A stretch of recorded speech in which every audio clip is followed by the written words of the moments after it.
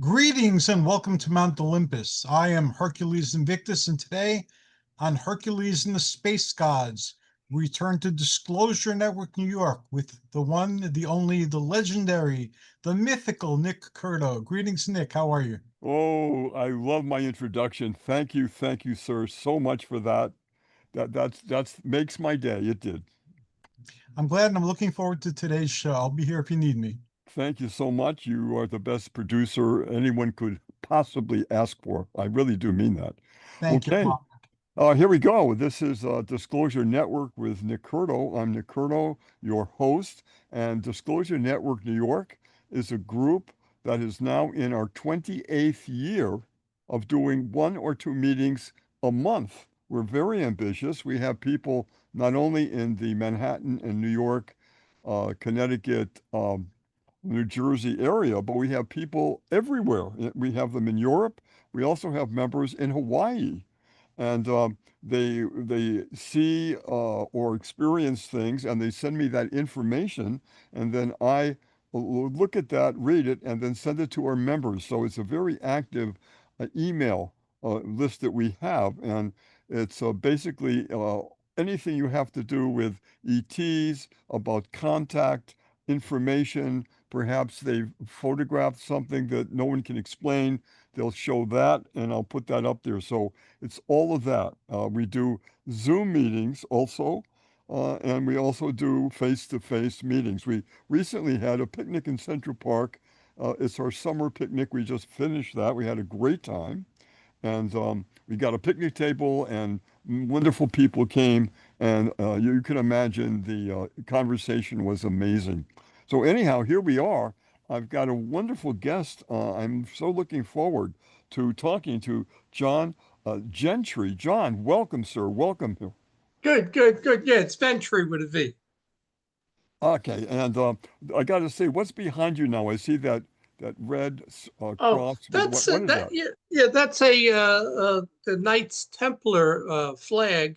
I was knighted 2 years ago in Northern Ireland as a Oh, Knights Templar. So I mean, it's a real Templar group that goes way back 900 years, so they say. So it's like I just you don't want to talk about politics, but you get a little tired of the turn the other cheek and all of that, and I like people who stand their ground. So these guys don't turn the other cheek, and I joined them, and I've been out there a few times to Ireland, and they just did something this week, a survivalist thing in Springfield, Missouri. I was supposed to go out, and there was some other things going on with my daughter's health and other things, so I didn't go. But it would have been pretty cool.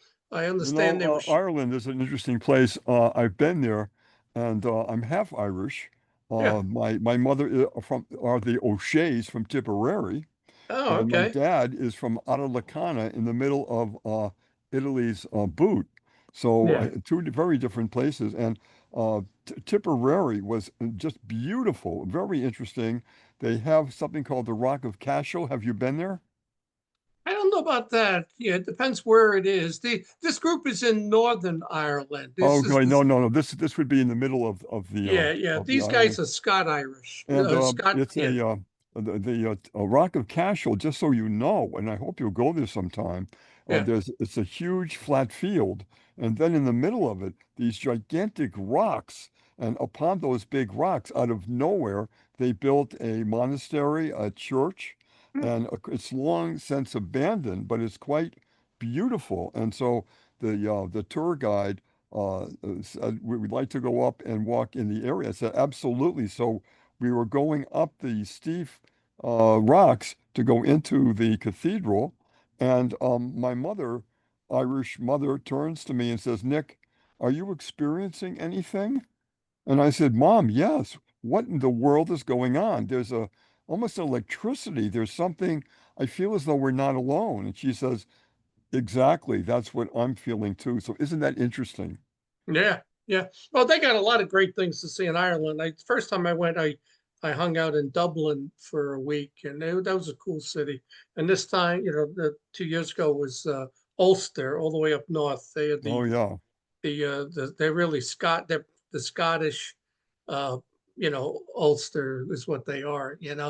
Though they're the Protestants, and down south you got the Catholics. So, but I don't want to get into all of that. Yeah, that's a whole other story. That's a whole Yeah, other show. But John, I'm so impressed. I really sincerely mean that with your amazing life doing research about ETs and UFOs. And your bio was very impressive, very thank you. impressive, and it certainly was. And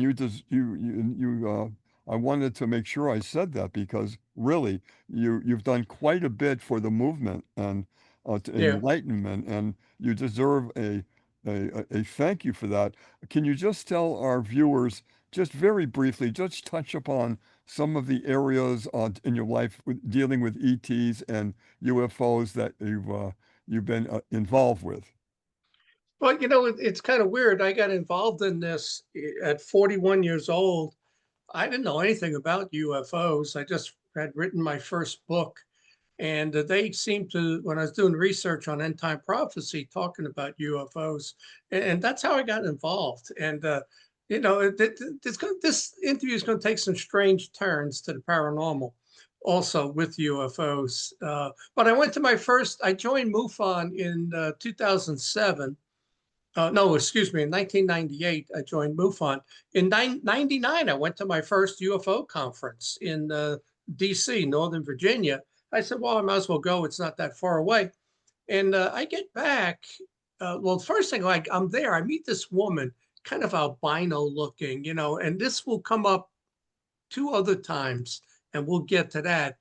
But so I get home, and I was a horror con, Comic Con guy. I've seen every horror movie, black and white movie, been to all these events, Chiller Theater. I never had anything happen when I got home. Well, I get home from my first UFO conference, the MUFON Symposium. I have 4 nights of an entity in my room, out of body experiences, lucid dreams. There was something in the bedroom, but this was so paranormal. But the dreams and the out of body thing is the UFO, because I'm floating above the house. I can see my green Grand Cherokee parked in the driveway, and I'm right there at the roof line. And I was saying to myself, touch the roof and you'll wake up. I was right there at the peak of the house. And I said, well, maybe you better not. You might fall. I'm floating. And, but then these dreams of these two hybrid kids, I've always had Dobermans, and my Doberman is floating in the air horizontally. And there's this kid with his back to me. He has no shirt on, and he's poking the dog. And I'm yelling at the kid, stop poking the dog. And like he's never seen a Doberman, a dog before. Stop poking the dog. And the dog's floating, off the ground with his legs out horizontally. The kid turns around, and it's like, stuns me. This muscular 12, 11-year-old kid with big eyes and like hair plugs, like his hair didn't grow correctly. And he's got big muscular Popeye arms, but the bone is sticking out of the elbow on both arms.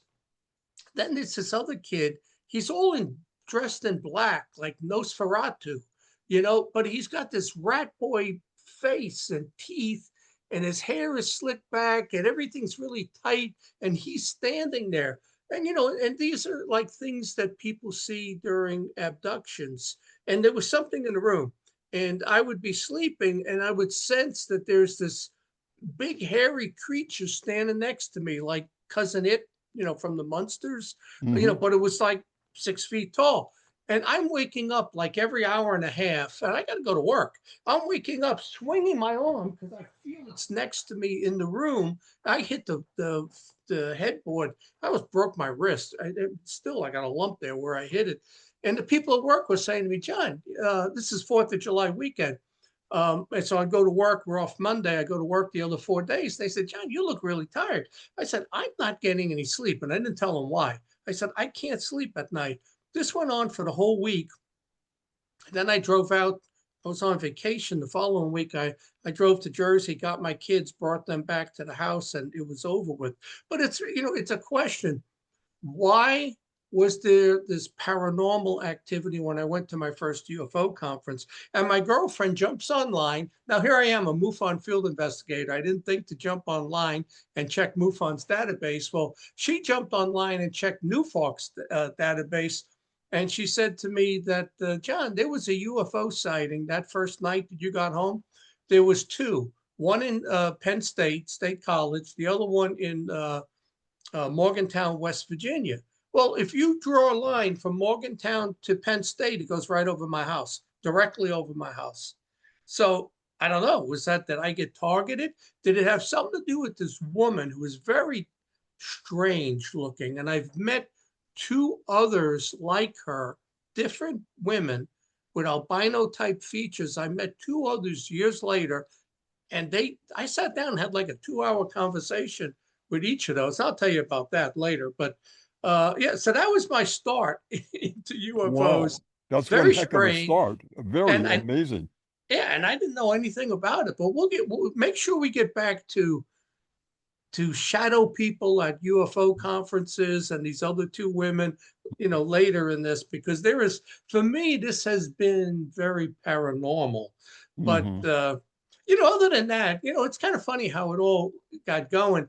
So I had written that first book. So now I wanted to write a book on UFOs. So that's why I joined MUFON. So they make me, it's funny, like I had forgotten I was a MUFON investigator for years. I didn't get any cases, so probably from 2002, 3, 4, 5, they never sent me anything. I forgot that I was an investigator. So then they contact me and say, do you want to be a state section director? I said, okay. They gave me a couple of counties. So then it wasn't 6 months later or so, the international director says, hey, I looked at your bio and you're a security director, multi-state security director. We need people like you. Do you want to be the state director for Pennsylvania? I said, yeah, I can do that. I'm used to big territories and working from phone, even though it's a big territory. So, it's like, then I became in 2007, the Pennsylvania state director. At that point, I really said, I got to become a subject matter expert at this point, because I'm the state director and I'm going to be asked questions, maybe interviews, stuff like that. So it was probably not even a year later or so. It was the summer of 2008. We get this huge UFO wave. And, and I remember it. I'm there, I get all the cases and I'm seeing these cases coming out of Lake Erie. And the people in Ohio are sending me their cases saying, hey, take a look at this. It's coming. There's a triangular craft coming out of Lake Erie, over East Lake, Ohio. And then it's coming down like Route 79. I'm getting reports, I had West Virginia too. I had Pennsylvania and West Virginia.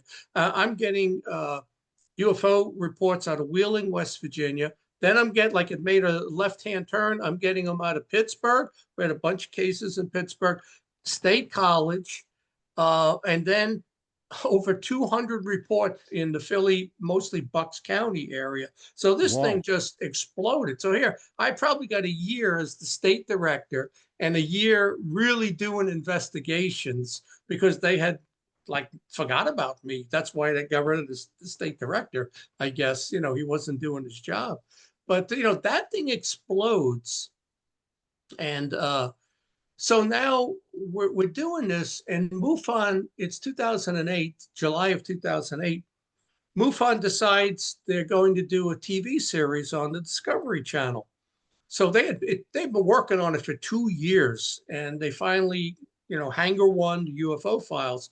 So, excuse me, my mistake. It was UFOs Over Earth was their first TV series. It was 3 episodes, and so they had 2 of them already done or figured out. It was the Bledsoe in North Carolina, and then a case down in Mexico.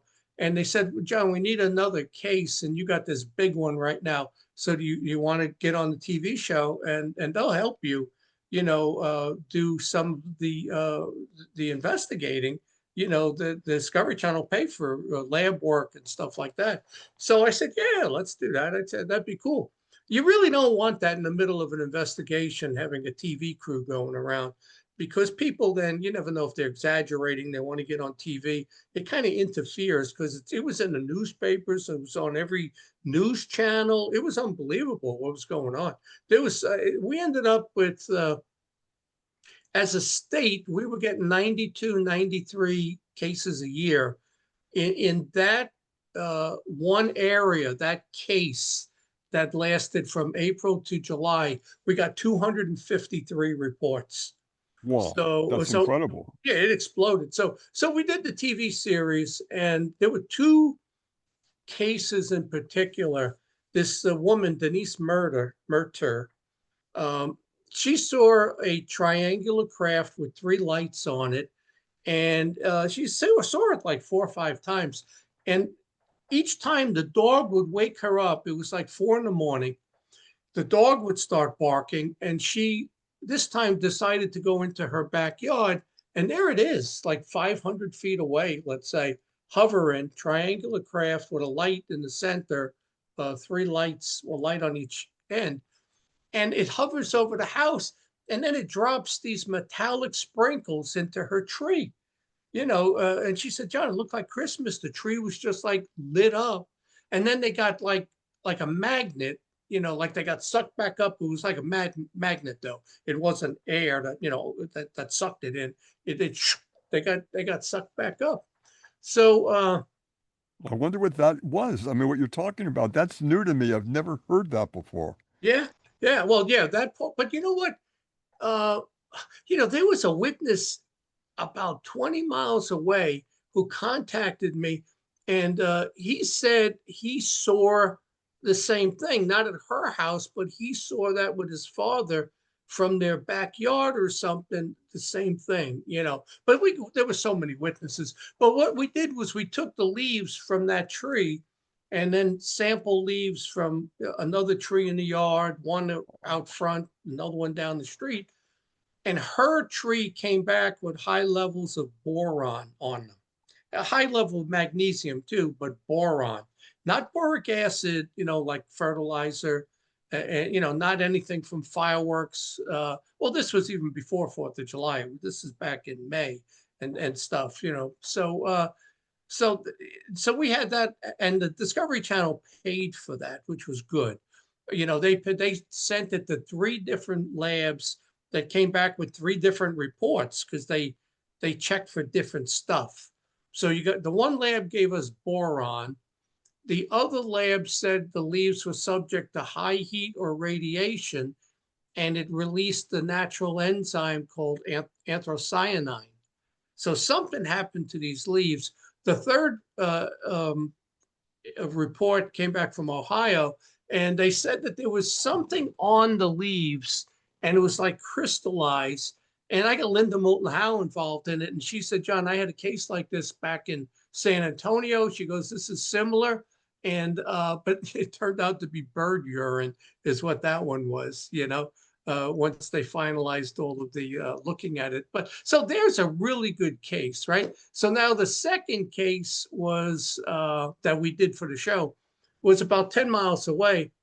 This guy, Cliff, he's a retired contractor, lives in a beautiful house, So at the same time, it was April and May. He's in bed.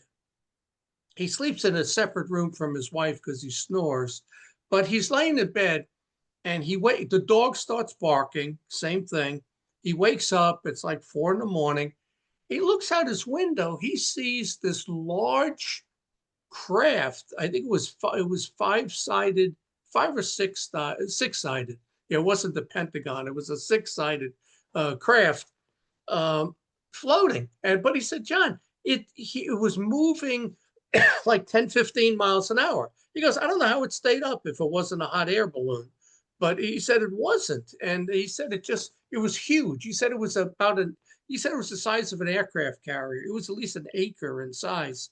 and he watched it and it moved real slow. So then it happens again. He wakes his wife up in the other room and they go out into the backyard and there's a heat lightning storm.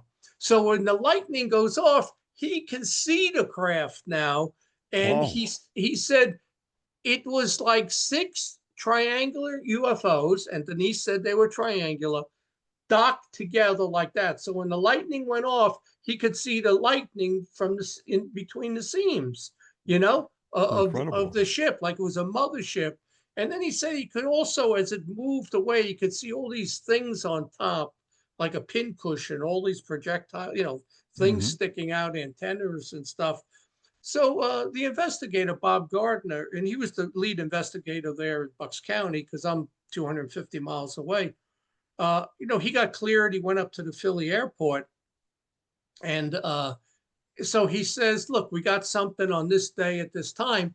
And the supervisor there says, yeah, on radar, we had a large object with no transponder, and it kind of went off to the northeast towards New York. That was exactly what this guy said, that it moved very slowly to the northeast. So, so here it is. They had a large object with no transponder. So this whole thing then gets very complicated because I want a report from the FAA that says that. So I'm dealing with the supervisor there who's telling me one thing, and then we're filing FOIAs with the FAA who's telling me another thing. So they're basically saying there's no records to check. It's beyond the record retention time and all of that. But I'm talking to the woman and, I'm telling her, well, you run a lousy office there. And she's getting annoyed saying, I run an efficient office. I said, well, send me the prints, the screen prints and stuff. So she sends me the discs. First year, she said, we don't have them. I said, I checked with the Denver airport for the procedure. You got them. They're in a file drawer. They're not, you keep them for 30 days there on your desk, but then you put them in the drawer. So take them out of the drawer. And so she sent me the disc, right? I sent it to Denver. That was our contact because MUFON's headquarters was there in Denver. And the guy, he gets back to me. He says, John, they copied over this disc and they tried to, Oh, really? Oh my yeah, goodness. they tried to cover up the information. Here we But go. Here we go again, right? yeah, yeah, oh, it gets better. So he goes, John, but I can pull the metadata, the original stuff. He pulled 6 screens off of it showing objects, object with no transponder on it. So, I said to her that, that's when I said to her, you run a lousy office and stuff. So she sent me an email. No, when she sent me the discs, she sent me a note with it that says, I run an efficient office and, here's the disc, right? But so now I contact her by email and I told her I got 6 screens off of it. Her reply to me is, wow, I'm surprised you got anything. So she knew that they copied over it. She knew it. But then the FAA, they kept saying it's beyond the record retention period. We never got anything from them. But then it turned into TV shows. So we do this one with the Discovery Channel, and they featured those 2 cases. Bill Burns and UFO Hunters gets involved in 2009. Discovery Channel was 08, November of 08. I think it was January of 09. Bill Burns gets involved and he's working with us, and he gets a police sketch artist, and interviews a lot of the witnesses, and they all, the artist sketches the same triangular type craft. So then, we end up doing other TV shows. We did this case was featured in Close Encounters on Discovery Science, in Alien Mysteries on Destination America. I think there was even another one, UFO Hunt. No, those were the 4 shows: UFOs Over Earth, UFO Hunters, Alien Mysteries, Close Encounters. So then it's well, let me back up. We're doing the UFO Hunters, and we're doing the Denise episode on UFO Hunters. We're supposed to do the Cliff episode with the large craft. 3 weeks later, we were going to film that, and the woman at the tower in Philly airport calls me and says, well, you could bring your camera crew up. I said, well, I'm driving to Philly right now, but we're filming a different episode. So I said, I'll get back to you. I called the producer. He goes, John, I can't, I'm doing this episode. A different director is doing another episode. So I tell them, look, we're invited up if you want to bring the camera crew up there.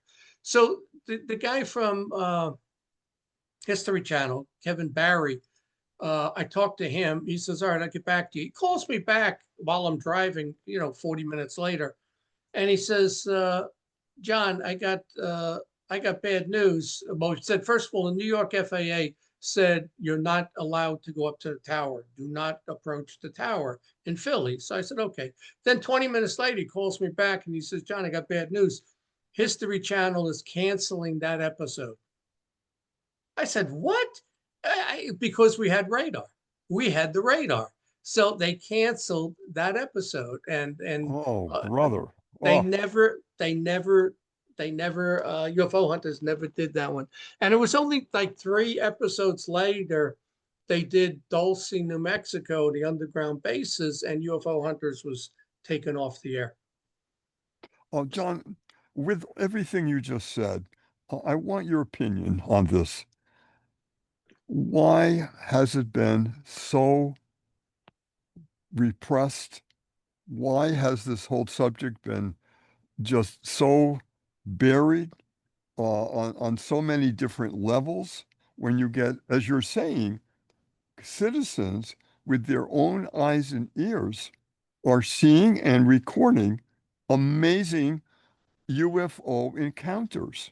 Yeah. Well, Also, some people have said, you just also did say that you had something in your bedroom at one point.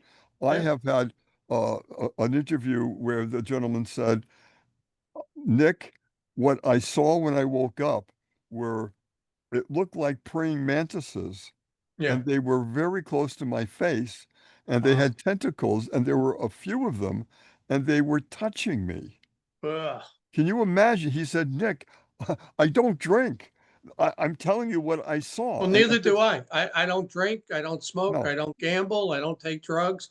I'm as straight as an arrow. I was a security director for UPS, so right, right. But trucking but company. Yeah, it's just something that goes on. And do yeah. you have any, do you think it's like they're trying to protect us, or is it something very, very different? Do you have any feelings on that?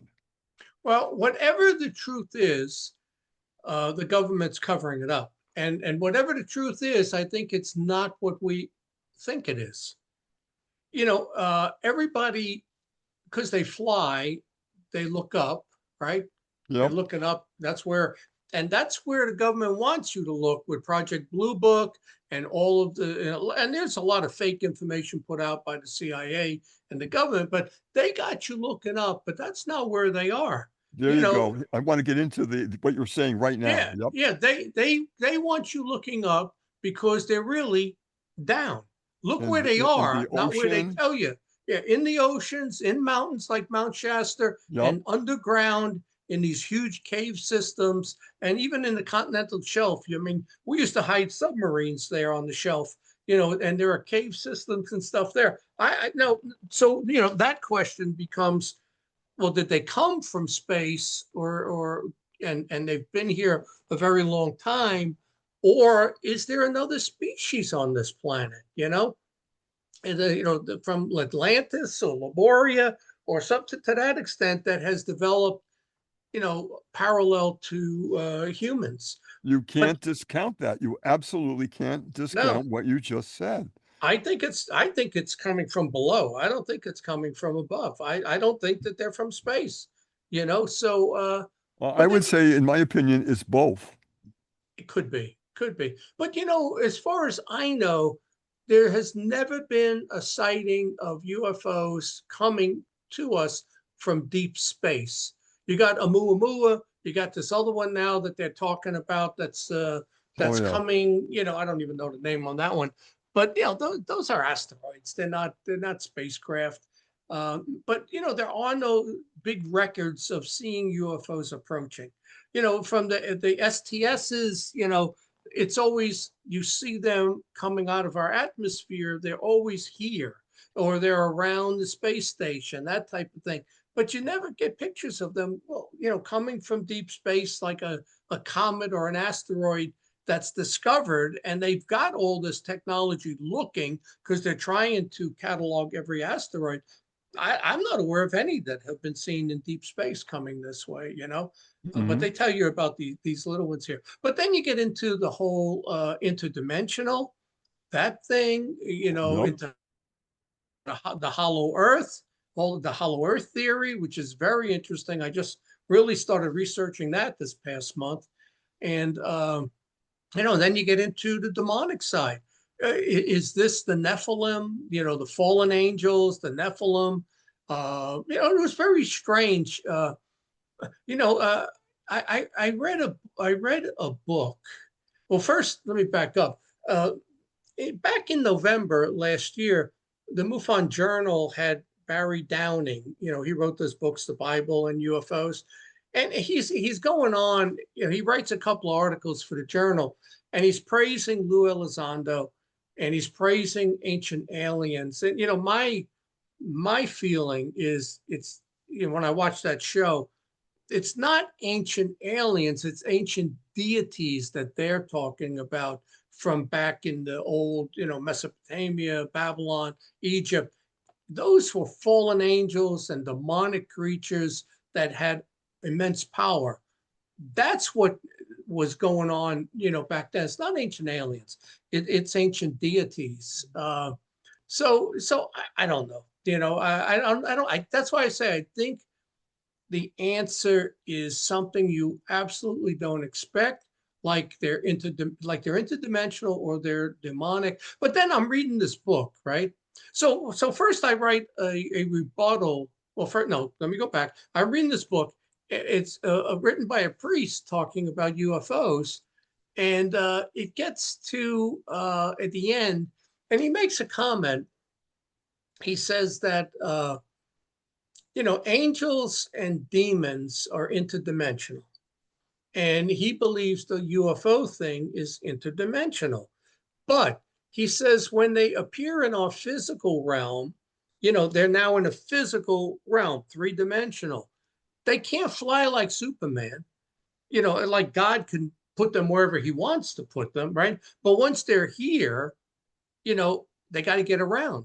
And he said, Enoch, when he described the wheel in the wheel and being taken up to heaven in a craft, he says, yeah, but that craft was powered by angels, right? So he says, when they're in this realm to get around, what you're seeing are angels and demons, because it's a physical realm. They have physical craft to move around and do their thing, which is why, people encounter UFOs and aliens. And the gray to me is a creepy creature. Those are demonic entities is what those are, but you have so many negative encounters with aliens. Probably 80% is negative, maybe 20% is positive, but those positive encounters are angelic encounters, the tall whites, with the whitish blondish hair and deep blue eyes that are human looking. Those are angels is what they are. So I'm reading this book and that's what he says. So now I reply to the MUFON Journal because Barry Downing last November and December will go, he keeps talking about this ancient alien and praising Lou Elizondo. So I said, I replied back and I said, and they printed my letter to the editor. I said, Lou Elizondo is, to me, a suspicious character. Whether you believe he really is rogue from the CIA, I don't believe that one bit. I think this is all orchestrated and he's actually working for them. But I said, the guy said he wants to blow up ufology. He wants the government to control the UFO narrative. There was a general who came out and said anybody making up UFO stories with these groups like your group, like my group, they should be arrested. That this should all come from the government, which is what you're getting right now. I think on the 9th, you're going to have a congressional hearing, right?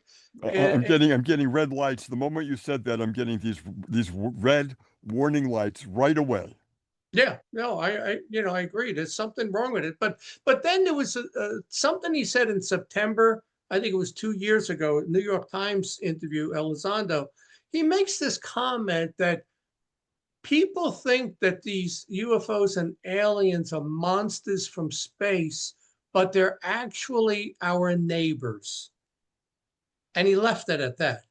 And so in my letter to the Journal, I said, what does he mean by neighbors? Does he mean Iran back engineered that 1976 crash in Tehran and they got UFO technology? Or does he mean Atlantis?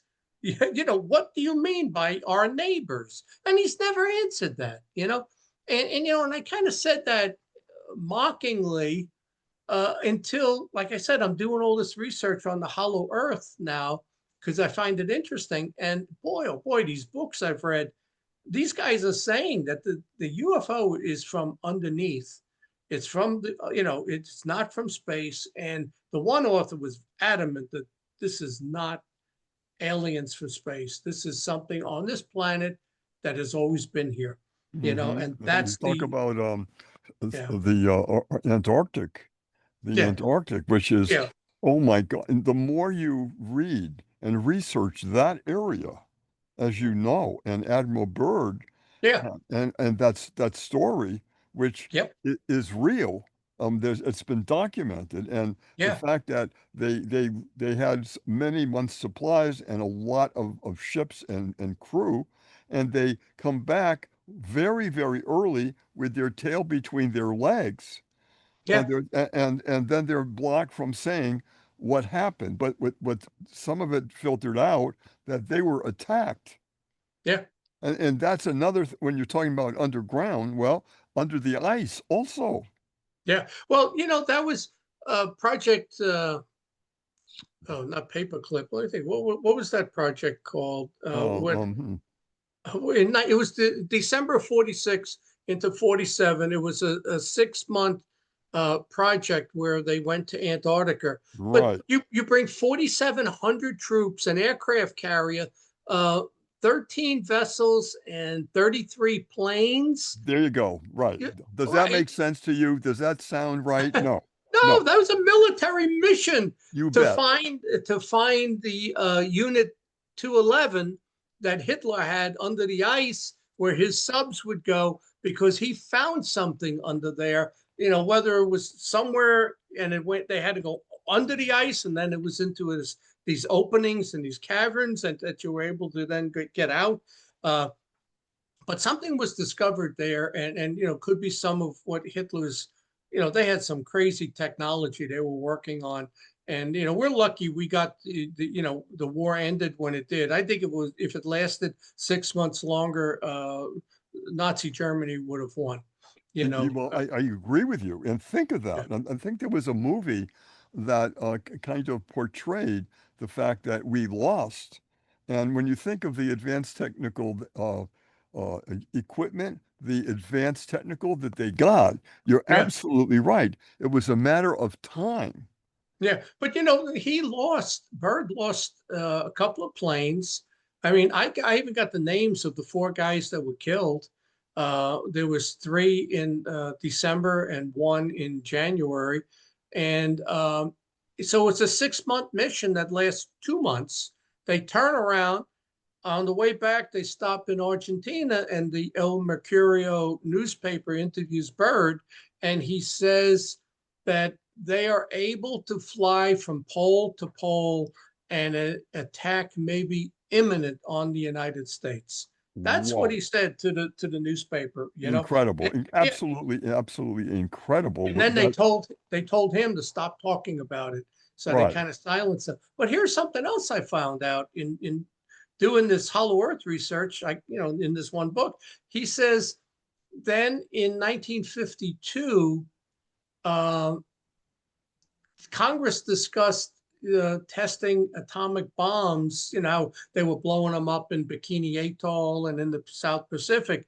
Well, they said, why don't we just test them in Antarctica and blow them up there? And 2 weeks later, after they said that, the Capitol, Congress was buzzed 2 weekends in a row in Yes. July of 52. It was in response to them saying that they were going to test the atomic weapons in Antarctica, and there was no more talk about doing that, and they never did do that.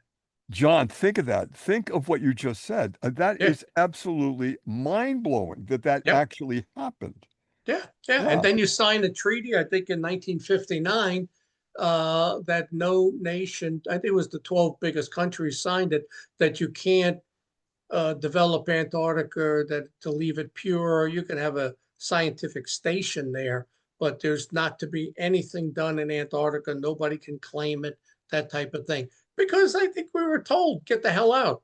You could put your ice station Zebra there on the surface, but don't attempt to come down below. And then No, you got most that. of it's not known at all about what's really there, about the land, about the way things shape, Yeah. about what's underneath the ice, Well, and you further on. remember in 2016 with the presidential election when Hillary ran against Trump, the day after the election, there was a team that went to Antarctica. There was Yes. the Black Pope from Yep. Moscow. You had what's that guy's name? He became like Secretary of State. Oh, Can't think of John, was it John? Kerry. Yeah, John Kerry. Kerry Uh, went, right, right. yeah, I think it was a Neil Armstrong, one of the astronauts. A They had lot of this. prominent people were there, and like, what was going on? And did they tell us what was going on? Did anybody say anything? No, No. well, they thought Hillary was going to win. And I think they were going to make an announcement from Antarctica of something that was found, and it would be done because Hillary was president, right? But, you did get Biden and no announcement came. So I said, well, if the Democrats had something, they would have said it under Biden. So I don't know. But yeah, again, Antarctica, that whole storyline, there is something. That Lake Vostok is the largest freshwater lake on the planet. It's I don't know how far, it's under 2 miles of ice. And there's something down there because I think it was 2013 or something like that. They picked up pulses, like work was being done or a generator or something was going on. And on the surface, they picked it up. So there was activity going on down there.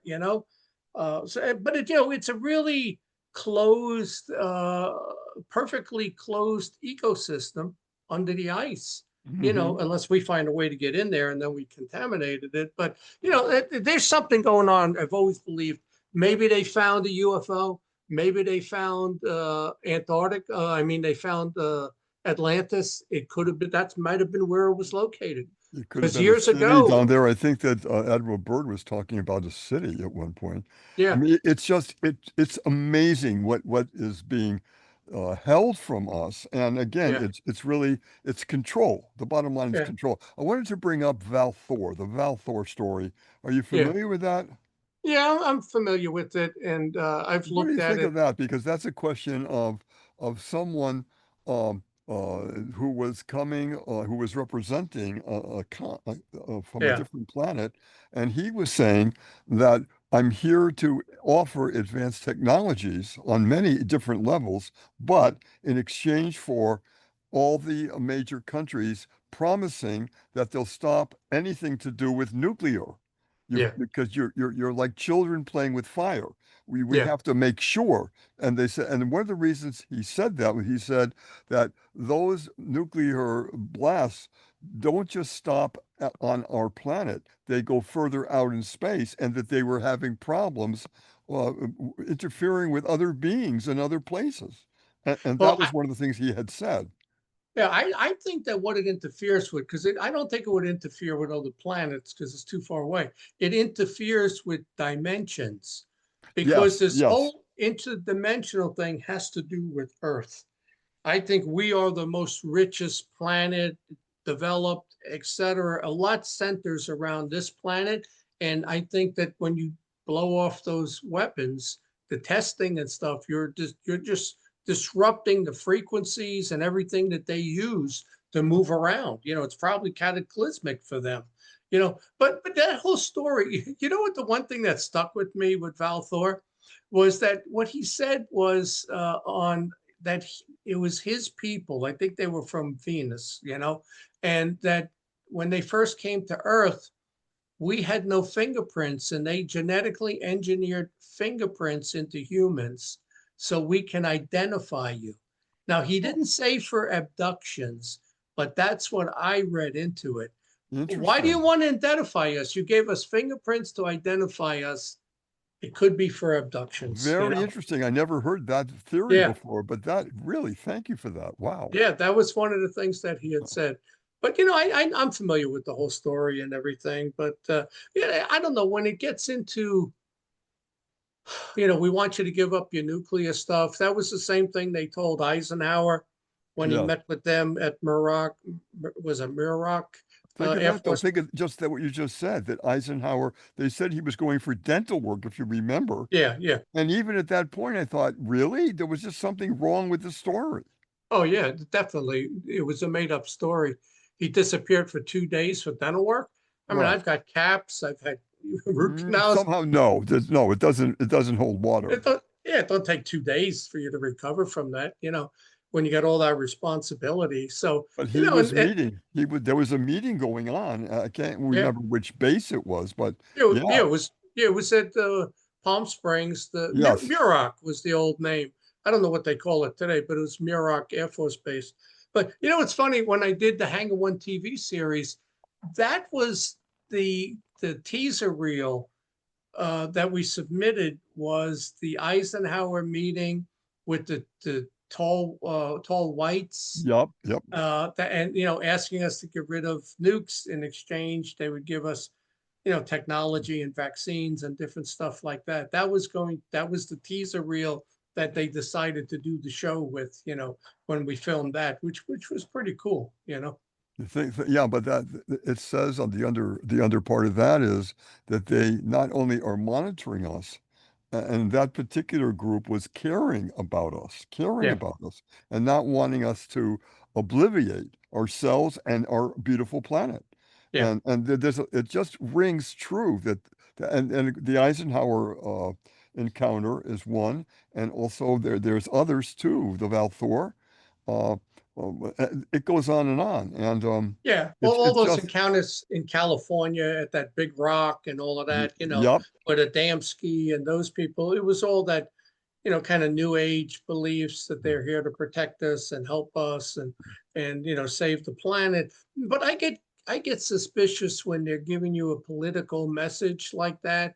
And I'll give you an example, so then we go fast forward to 2020, and I'm very well known, I think, in the UFO field. And, I said, okay, so for all you people who say they're here to help, to clean up the environment, to, cure diseases and stuff, I said, well, we got COVID. A few million people are dying. Why don't they just give us a cure? That would be the perfect time to show up, say, we're here to help. Here's the cure. We're going to spray it. Like they spray mosquitoes, they're going to spray it in the atmosphere. It's going to come down. Everybody be cured of COVID and we'll save 1 million lives. Nothing happened. That would have been perfect for that. So again, I think the UFO question is something that we don't have any inkling what it is really about. So, and when they're telling you they're here to help us and cure cancer, I don't think that's why they're here, because they're mainly, what do? They take genetic material, right? So, then I'm researching Hollow Earth. What do they do? A Gother, they take they kidnap women, take genetic material. Shambhala, they do the same thing. Hyperborea, which the Norse and the Romans believed north of Greenland was a civilization. What do? They kidnap and take genetic material. There's There we something go. about our DNA. And that letter I wrote to MUFON, I was in a lot of ways I was being facetious because I hadn't read this Hollow Earth stuff, and I made a comment in there that, wouldn't it be funny if we find out that, well, that was based on what the priest had said, that they're actually angels and demons flying around, but also, you know, uh, um, he was talking about, the abductions. And I said, to me, when I look at the alien abduction, it is exactly what the Nephilim did, you know, I don't know, 3,500 years ago, whenever that was, Yep. Yep. 4,000 years ago. It's exactly what they did. They were kidnapping people, women, mating with women, or they need the genetic material with the hybrid children. I saw 2 hybrid children in my lucid dream. They were as real as you are on my screen right now. Wow. That dream was not a dream. I know what dreams are. That was a lucid dream. I know I John, I wasn't got to say something. John, right. This has been, and I knew it was going to happen with you so quickly. yeah, To me, it's been the first 10 minutes, and we're yeah. we're almost at the end of the whole program. Oh, that's One, unbelievable. John, I want you to come back and Yeah, do a part 2 and even a part 3 because you're a fountain of information, and yeah, I'm going to give you some dates and you tell me what your schedule can permit. yeah. But I would Okay. really love that. Now, you've got books. Talk a little bit about how people might know that or contact you. Give me some of that. Yeah. Well, you can go to my website, johnventre.com. There's a lot of stuff there. There's some links to some of the TV shows and stuff, but I got a link there to the books. But the easiest thing to do is just go on Amazon.com and put my name in. There's 14 books there. Well, there's only 12 active. The 2 I wrote on the Mayan calendar back in 2012, I took down because nobody's going to buy a 2012 book in 2025. But it's like I got the screen up right now with my 14 books, and there are some of them that are so cool. I just wrote a book. I wrote 3 books earlier this year. One is Alien 911 that has all injuries and Oh, I like crashes and that. I like the yeah, title. yeah, crashes, injuries, and deaths. That's what I stuck with in that book. There's another book which is all of my knowledge in UFOs and paranormal. It's called Do You Know UFOs and Paranormal? Little Known Facts. And there is stuff in there, like the things I already said that you said you weren't aware of. I got it all in chronological order for under Fantastic. UFOs and also under the paranormal realm, because UFOs took me into the paranormal and demonology. You Yep, know, we absolutely, absolutely. When you and we'll start going talk down about that that. on Yeah. that voyage, you hit all of that and Yeah, more. we'll talk about that. And then there was these 2 women I met that were albinos that I met one in Roswell in 2013, and I wrote a book, An Alternative History of Mankind. What a cool cover. You got the alien holding the human skull like the thinker. Oh, what Whoa. it's my biggest selling book. People love, they see the color cover and they just buy the book, but she told me a story it was an ancient alien story. But the one thing she said, we had lunch for 2 hours in a Chinese restaurant one night, and she was an albino looking woman. And she said, when I brought up, well, what about, the abductions and the demonology, the demon, she got like all upset and like she didn't want to talk about it. And she Hmm. goes, the one thing we have in common with you, because she was half alien, let's say, as a hybrid, she goes, we're afraid of the paranormal and the demonic. It's the same for us. That Wow, that's entity, incredible. that's what she said. It's the John, same. I have had some wonderful programs with some other people, and they bring up subjects very much like what you're talking about. Yeah. This goes on. John, I want to first thank you so much, sir. You're amazing. You're a wonderful guy to talk to, and you're a fountain of information. And please come back. I'll give you dates, and Yeah, we'll absolutely. make some schedule. Yeah. This is Nick Curto for Disclosure Network New York. If you want to find out more about the group, you can reach me at NICKNYNY1, and that's the numeral 1, not ONE, but the numeral 1 at gmail.com. I'm going to repeat it, NICKNYNY1 at gmail.com. And to everyone out there, uh, keep looking, decide what's right for you as far as what the facts are, and do your research. This is going to be on a field that's going to go on and on with a lot of amazing, amazing things to come. And I think very soon we're going to have some major announcements. That's it for here. Uh, Love to everyone everywhere. And I mean everywhere. Thank you very much for a wonderful show, and I'm looking forward to part 2 already. So Yeah. Yeah. But have a just remember, wonderful evening. Yeah, remember the things we covered so we don't cover them again. But there's Oh, so much I've got quite a list, John. I've Yeah. got quite a list. So believe me, we're not going to have that problem at all. Yeah, I mean the other albino woman I met in Scottsdale in 2023. Then there's this whole paranormal side of shadow people at UFO conferences. Yeah, well, And it's and the conversation I had with Jan Harzan's wife, and then something shows up in my house in between seasons 1 and 2 of Hangar One. Season 1 just aired. Something is in my house. Wow. And you know, and that will be the start of the next program. We'll do that. And I Again, saw thank it. you, Hercules, very much for being an amazing producer. Thank you. And I grew up with the shadow people as part of the living Greek tradition. Yeah. We grew up and they were a normal thing, a normal part of reality. So we'll Yeah. talk about that another day. Thanks again, Okay. gentlemen. All right, sounds Absolutely. good. Take care, guys. All right, see ya. See ya. Okay.